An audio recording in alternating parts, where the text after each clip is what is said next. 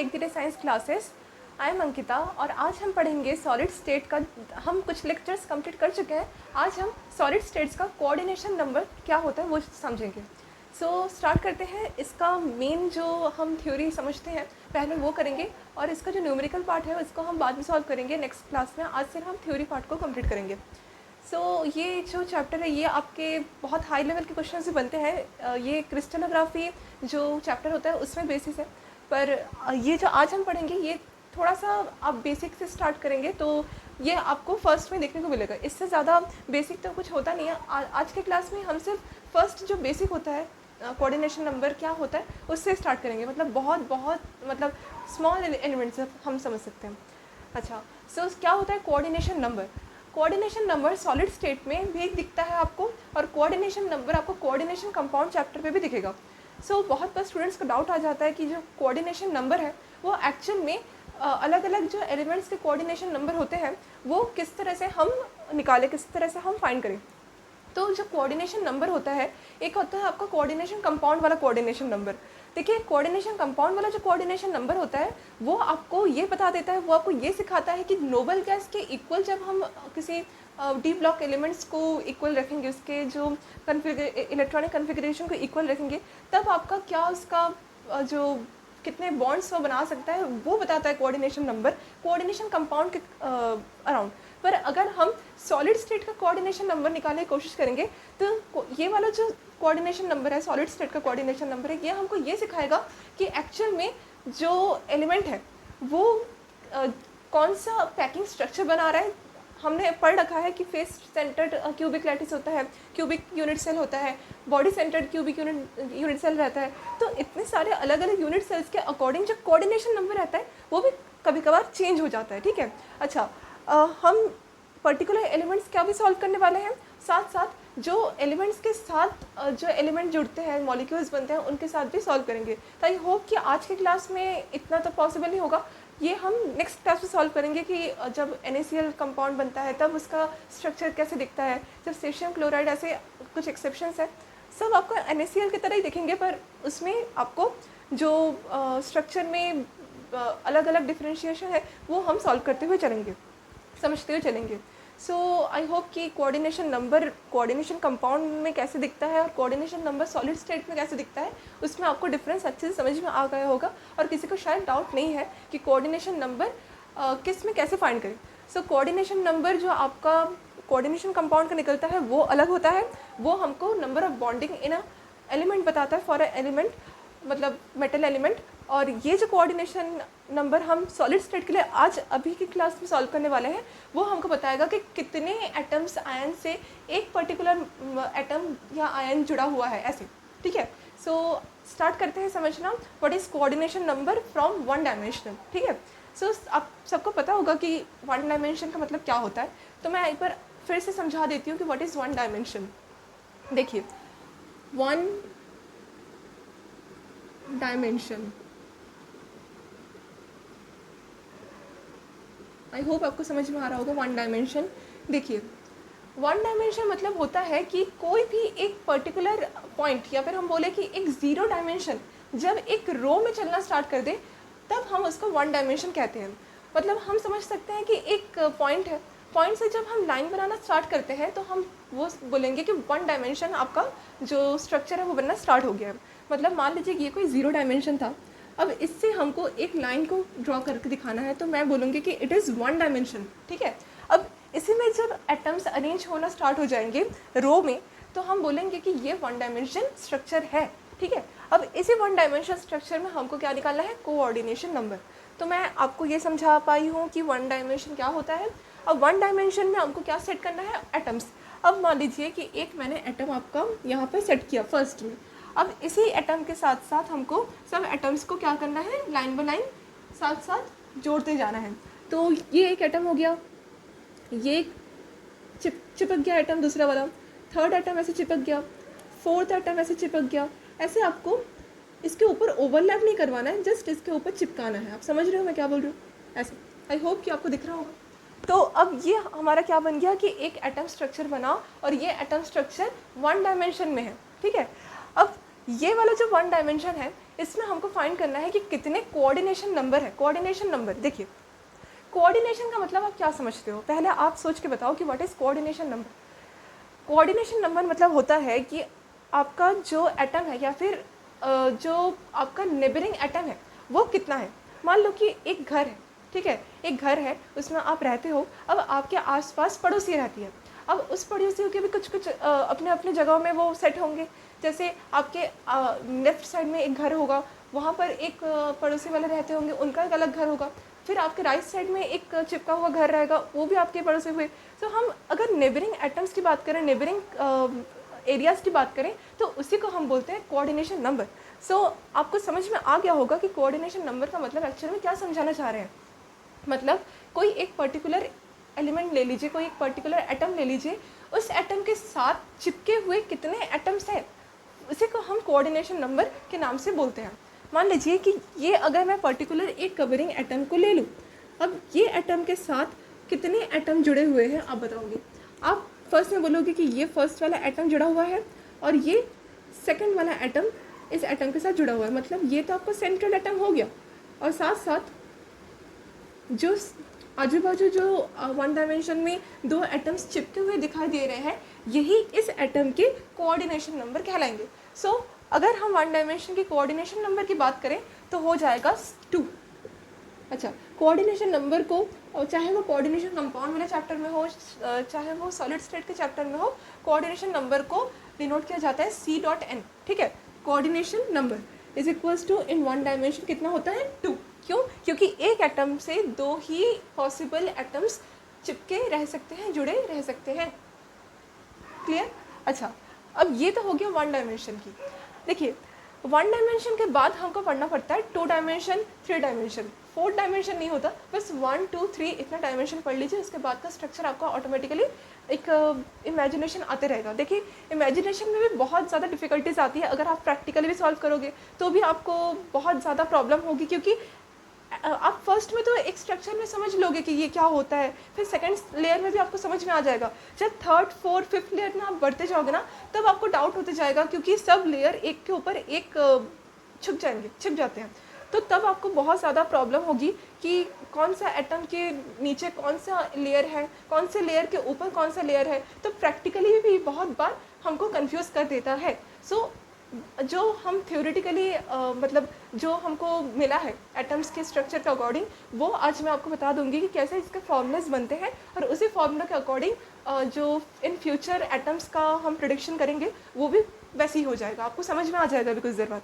सो ये तो आपका वन डायमेंशन था, और वन डायमेंशन में कितना कोऑर्डिनेशन नंबर रहता है वो 2 होता है, ये आपको पता होना चाहिए, ठीक है। सो अगर आपको कोई पूछे कि what is coordination number in one dimension structure of solid state, you will say 2, ठीक है। ये वन डायमेंशन हो गया। अब हमको पढ़ना है कि व्हाट इज 2 डायमेंशन, या फिर हम 2 डायमेंशन को बहुत बार बोलते हैं सेकंड डायमेंशन, ठीक है। सो ये वन डायमेंशन का था स्ट्रक्चर। अब हम पढ़ेंगे सेकंड डायमेंशन।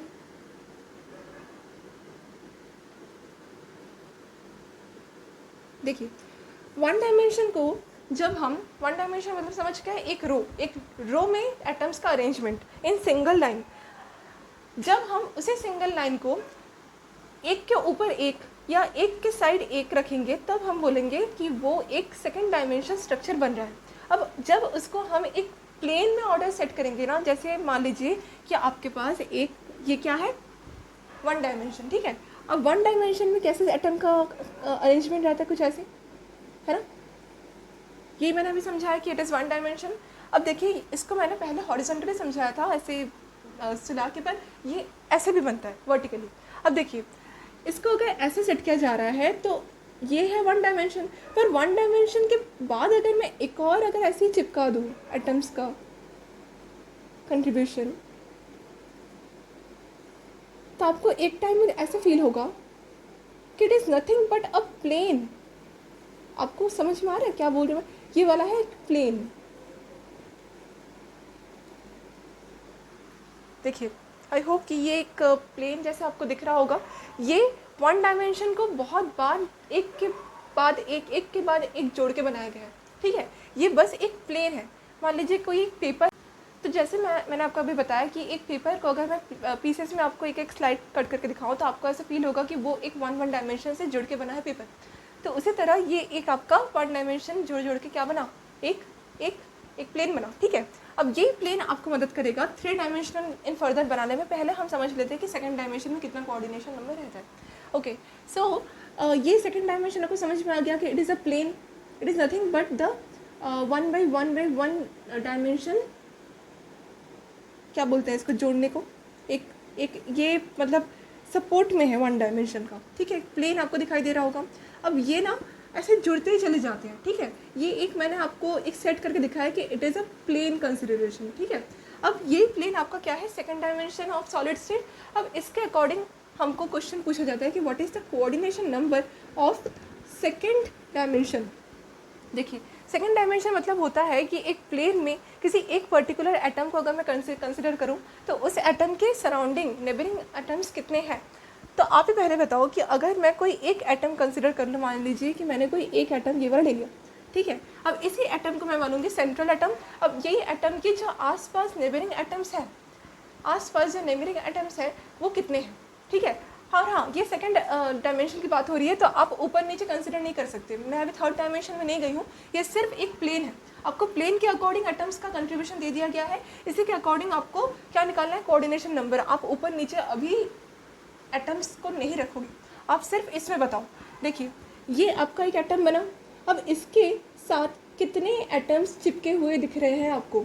देखिए, ये एक हो गया, फर्स्ट, सेकेंड, थर्ड, फोर्थ। देखिए, ये वाला एक पार्ट आपको चिपका हुआ दिख रहा है, ये वाला पार्ट आपको चिपका हुआ दिख रहा है, ये वाला साथ साथ ये वाला भी। तो आपको कितना यहाँ पर एटम्स का कोऑर्डिनेशन दिख रहा होगा, 1 2 3 4। सो हम जब सेकेंड डायमेंशन की कोऑर्डिनेशन नंबर की बात करते हैं वो होता है 4। ठीक है, so the coordination number of second dimension will be 4। ठीक है, कोई अगर आपसे पूछे कि क्या होता है सेकंड डायमेंशन को coordination number in solid state, आप बोलोगे 4। कैसे, क्योंकि जब हम किसी प्लेन में एटम्स का कंट्रीब्यूशन करते हैं, कंसिडरेशन करते हैं, तब किसी एक पर्टिकुलर एटम का जो आसपास नेबरिंग सराउंडिंग एटम्स रहते हैं वो 4 ही चिपके हुए रहते हैं। सो 4 atoms possibly considered, so 4 will be the coordination number of second dimension. I hope कि आपको समझ में आ रहा होगा क्या बोल रही हूँ मैं। अब अगर हम साइड्स की बात करते हैं ना, तो अगेन हमको साइड भी जोड़ना पड़ता है एटम्स को। सो हम साइड को काउंट नहीं करेंगे, सिर्फ आप एक ऐसा एटम को देखना जो मतलब बीच में हो। ठीक है, घिरा हुआ हो। आप ये वाला ले सकते हो, इसमें भी देखिए 4 है। आप ये वाला ले सकते हो, इसमें भी देखिए 4 है। आप ये वाला ले सकते हो, इसमें भी देखिए 4 है। ऐसे ऐसे, है ना। इसी को हम बोलते हैं स्क्वायर पैकिंग। ये स्क्वायर पैकिंग हम समझेंगे 3 डायमेंशन में। ठीक है, देखिए, जो सेकंड डायमेंशन की बात हो गई, ये सेकंड डायमेंशन की बात हो गई। देखिए, स्क्वायर पैकिंग जो होता है ना, ये एक रीज़न से बताया जाता है। ठीक है, क्यों बताया जाता है, क्योंकि जो पैकिंग बनता है वो स्क्वायर शेप में दिखता है। देखिए, ये स्क्वायर है ना, 4 लाइन सेगमेंट्स का ज्वाइनिंग तो है, तो इसको ना स्क्वायर पैकिंग भी बोलते हैं, इसीलिए इसका कोऑर्डिनेशन नंबर भी 4 रहता है। पर जब हम ये सेकंड डायमेंशन ऑर्डर को एक 3 डायमेंशनल ऑर्डर में सेट करते हैं ना, तब इसी का अरेंजमेंट आपको 6 दिखता है। ठीक है, तब हम इसका बोलते हैं कि सेकंड डायमेंशन जब आपका मतलब थर्ड डायमेंशन में चेंज हो गया है, तो स्क्वायर पैकिंग से ही आपका 6 कोऑर्डिनेशन नंबर भी देखने को मिल सकता है। जब 6 कोऑर्डिनेशन नंबर देखने को मिलता है तब वो हेक्सागोनल तो नहीं रहता, पर हाँ, तब वो आपका कंसिडर होता है सिंपल क्यूबिक यूनिट से। अब हम पढ़ेंगे कि कैसे इसका 3 डायमेंशन बनता है। पर एक काम करते हैं, सेकंड डायमेंशन का ये तो बस स्क्वायर क्लोज पैकिंग हो गया, ये बस स्क्वायर क्लोज पैकिंग हो गया।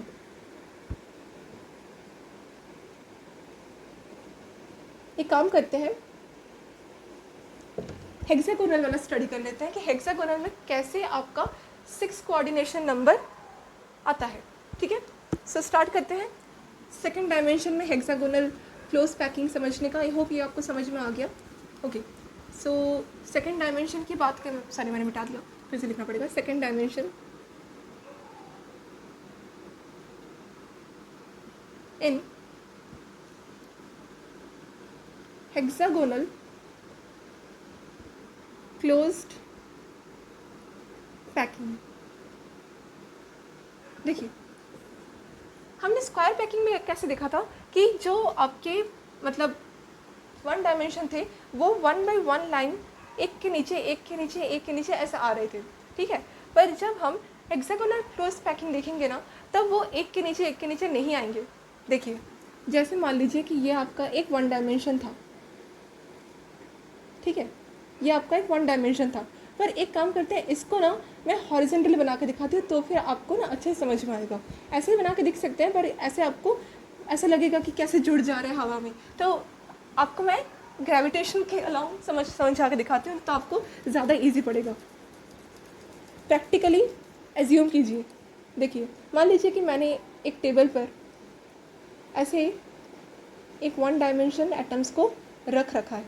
अब ये आपका एक वन डायमेंशन स्ट्रक्चर है, ये आपका टेबल है, इसका सरफेस के ऊपर रखा है मैंने, ठीक है। अब इस सरफेस के ऊपर आपका वन डायमेंशन रो ऐसे एटम्स बैठे हुए हैं। अब इसके ऊपर जो आपका सेकेंड लेयर आएगा, ये आपका फर्स्ट लेयर है, फर्स्ट लेयर। अब ये वाला फर्स्ट लेयर के ऊपर जब हम एक लेयर रखेंगे तो ऑफकोर्स ये एक प्लेन ही बनेगा। सो सेकेंड डायमेंशन की बात हो रही है, तो आपका जो ये हेक्सागोनल जब क्लोज पैकिंग की बात होती है ना, तब इसको हम इसके जो एक आपको दिख रहा होगा कि ऐसे एक स्ट्रक्चर दिख रहा होगा, ऐसे एक वी जैसा, इस वी जैसे स्ट्रक्चर को हमको क्या करना है, पैक करते हुए जाना है। तभी आपका जो हेक्सागोनल स्ट्रक्चर है वो पॉसिबल हो पाएगा, ठीक है। जैसे हम स्क्वायर क्लोज पैकिंग में ज़्यादा आपको जो नंबर ऑफ़ वर्ड्स, जो आपको बीच के गड्ढे वो ज़्यादा बड़े दिख रहे थे, यहाँ पर आपके गड्ढे बहुत ज़्यादा छोटे दिखेंगे, ठीक है। तो एक काम करते हैं, इसी को अरेंज करते हैं, बस इसको अरेंज हम यहाँ नहीं करेंगे, यहाँ करेंगे, ठीक है। सो स्टार्ट करते हैं अरेंज करना। 1 2 ऐसे चिपके हुए रहते हैं, ओके, 3 4 4, ठीक है। देखिए, आपको ऐसा फील हो रहा होगा, ये ऐसे चिपके हुए रहते हैं, they are not overlapping, they are just मतलब चिपके हुए हैं एक दूसरे के साथ। सो आपको ऐसा फील हो रहा होगा कि ये एक प्लेन बनते जा रहा है, और यही प्लेन आपका इस बार एक के ऊपर एक नहीं, बल्कि इसके बीच के जो गैप थे उसको फुलफिल करते हुए जा रहा है, to make it more closely pack. Close मतलब क्या होता है, पास पास, या हम बोल सकते हैं कि बहुत ज़्यादा हम जोड़ के रख सकते हैं। क्लोज मतलब ऐसे समझ सकते हो आप। तो ये आपका जो एक प्लेन बनते जाएगा ऐसे ऊपर, अब इसके ऊपर आपको यहाँ पर नहीं बल्कि यहाँ पर जाना है, यहाँ पर ऐसे, ठीक है। अब यहाँ से ऐसे ऐसे ऐसे, इस बार पैकिंग आपको ऐसे देखने को मिलेगी। ये वाला जो पैकिंग है इसको बोलते हैं हेक्सागोनल क्लोज पैकिंग। इसमें अब आप एक एटम ले लो, मैंने एक एटम इसको कंसीडर कर लिया। इस वाले एटम में आप जब कोऑर्डिनेशन नंबर को काउंट करोगे, तब आपको यहाँ पर 1 2 3 4 5 6 1 2 3 4 5 6 एटम नेबरिंग दिखेंगे। सो यहाँ से आपको एक चीज़ क्लियर होना चाहिए कि सेकेंड डायमेंशन में हेक्सागोनल क्लोज पैकिंग में 6 कोऑर्डिनेशन नंबर रहते हैं। क्या कितने रहते हैं, 6 कोऑर्डिनेशन नंबर रहता है। आई होप कि आपको समझ में आ रहा होगा कि according to the dimensions coordination number भी चेंज होते जा रहा है।